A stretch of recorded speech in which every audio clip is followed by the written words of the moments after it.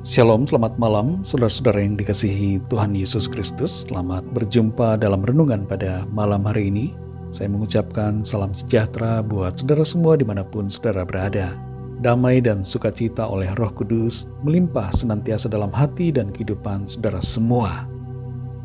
Sebelum kita mendengarkan renungan firman Tuhan, mari kita berdoa. Bapa Surgawi, Bapa dalam nama Tuhan Yesus Kristus, Tuhan dan Allah kami yang hidup, kami mengucap syukur untuk berkat kemurahan Tuhan. Tuhan sudah menyertai kami dari pagi hingga malam ini. Terima kasih untuk kesehatan, sukacita, kekuatan, dan segala berkat kebaikan-Mu.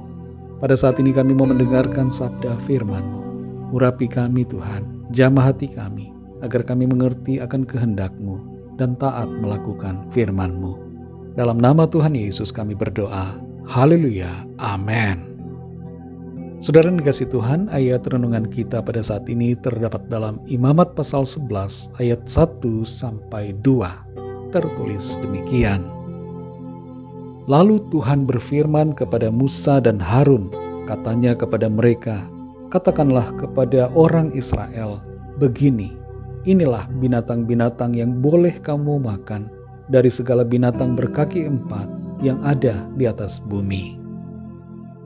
Saudara yang dikasihi Tuhan, seorang influencer di Cina bernama Sun Yixuan dengan 500.000 lebih subscriber di aplikasi medsos Kuaishou setiap hari membuat konten video mukbang dengan berbagai makanan aneh dan dalam porsi yang sangat banyak. Ia ingin agar videonya viral dan semakin bertambah penonton. Karena itu konten mukbang yang unik selalu ia buat untuk menarik perhatian banyak orang. Tapi sayangnya pada tanggal 22 Januari 2021, Sun Yixuan meninggal dunia di usia 19 tahun. Dan hal itu dikatakan disebabkan oleh kebiasaannya mukbang berbagai makanan aneh dalam porsi yang besar. Para dokter dan ahli medis menyatakan bahwa mukbang mempunyai resiko yang berbahaya bagi kesehatan dan tidak dianjurkan untuk dilakukan. Setiap orang perlu menjaga sikap hidup yang baik terkait dengan makanan dan hendaknya memiliki kebiasaan makan yang sehat. Dalam Imamat pasal 11 ini, kita membaca aturan-aturan yang dibuat Tuhan tentang makanan yang boleh dimakan dan yang tidak boleh dimakan. Dan kelihatannya di sini seperti tidak ada penjelasan mengapa ini boleh, mengapa ini tidak boleh. Di dalam pasal ini hanya berisi perintah Tuhan saja yang harus ditaati.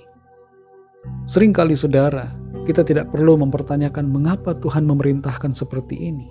Sebab yang terpenting adalah bukan mengapa, tapi ketaatan kita bagaimana. Oleh hikmat Roh Kudus kita mengerti mengapa Tuhan memberikan aturan soal makanan.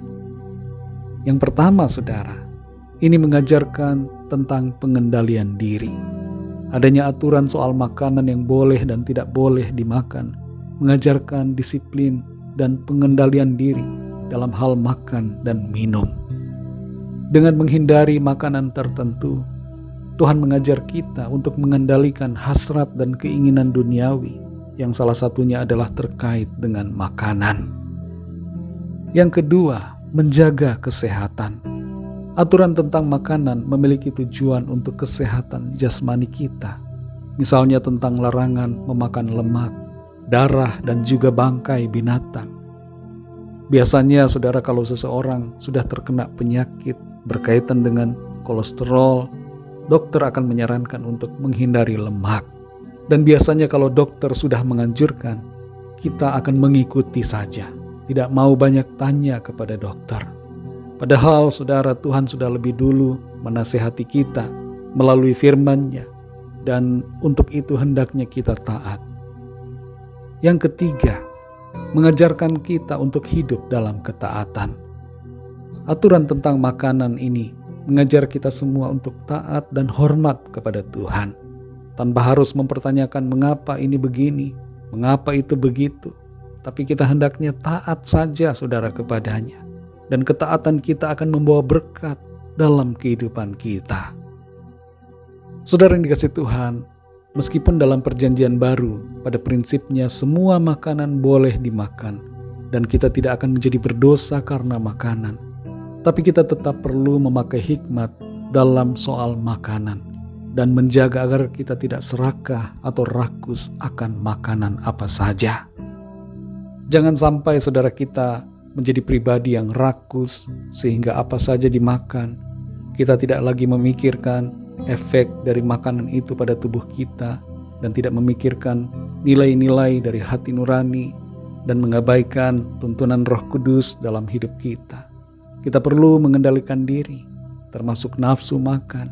Kita harus tahu memilah mana yang baik dan mana yang tidak baik untuk dimakan. Perhatikan kesehatan dan hargai hidup yang Tuhan anugerahkan. Pegang terus nilai-nilai kebenaran yang kita miliki di dalam Tuhan. Serta jangan jadi batu sandungan karena sikap kita dalam hal makanan. Salah satu yang disebutkan tentang buah roh dalam Galatia 5 ayat 23 adalah penguasaan diri. Karena itu saudara, mari kita kuasai diri kita.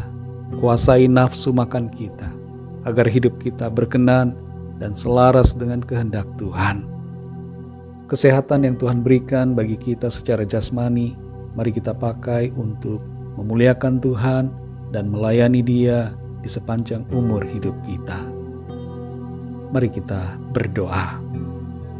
Terima kasih Tuhan, kami mengucap syukur kepada-Mu ya Bapa, oleh karena firman-Mu yang sudah kami dengar, mengajarkan kepada kami untuk kami menguasai diri, hidup dalam pengendalian diri, khususnya dalam hal makanan dan minuman, sehingga sikap hidup kami tidak rakus, kami dapat menguasai diri dan kehidupan kami senantiasa berkenan kepada-Mu. Berikan kami hati yang peka, hati yang mau mengasihi-Mu, taat kepada-Mu, dan memuliakan Tuhan lewat cara hidup kami berkaitan dengan makanan. Terima kasih Tuhan, kami mengucap syukur untuk firman-Mu yang memberikan kami kekuatan, tuntunan, dan sukacita. Berkatilah kami Tuhan di sepanjang malam hari ini, lingkupi kami dengan kasih dan kuasa-Mu. Berikan kami tidur yang nyenyak dan bangunkan kembali besok pagi dengan kekuatan baru, tubuh yang sehat diberkati Tuhan, untuk kami pakai memuliakan nama Tuhan dalam segala aktivitas kami.